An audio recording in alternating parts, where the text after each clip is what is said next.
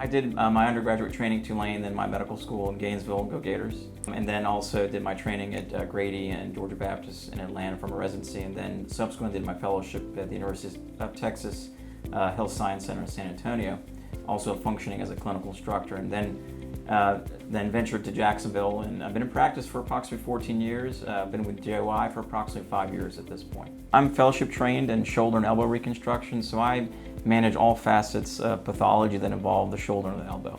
So that spans anything from fractures to tears, to even situations where you're doing revision work of patients' conditions that were performed elsewhere. The idea of going into the medical field, caring for folks, making them whole again, especially in orthopedics, where you can take somebody who may have mobility issues and completely change their life by addressing their problem, whether it's with therapy, injections, or even surgical intervention. So I think what we do as orthopedic surgeons has a profound impact on the life of human beings, and making sure that they have the ability to maintain some level of independence throughout their life. I typically see folks anywhere as young as 10 or 11, and all the way up to folks who are over the age of 100. In fact, I have one patient, she's 106 years old.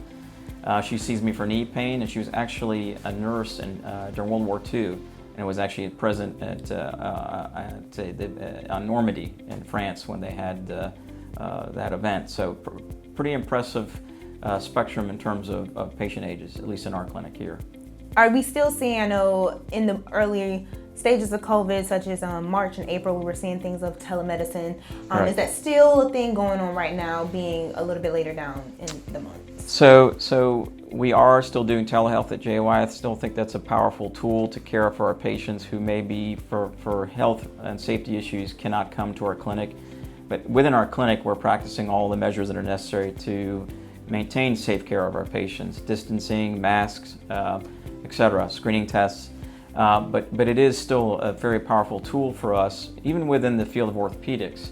And you can do a fair amount of assessment even by video for our patients, even if they've had surgery. So for somebody like me who has patients that travel from great distances, that is a very attractive option. So you have folks traveling from South Georgia, the Panhandle. I have folks that travel from Orlando for surgical intervention. Doing a telehealth visit is an ideal option for them. That way they don't have to travel the distance, number one. Number two is in the area of COVID, to practice medicine safely. That minimizes the risk to them, but also to us as providers.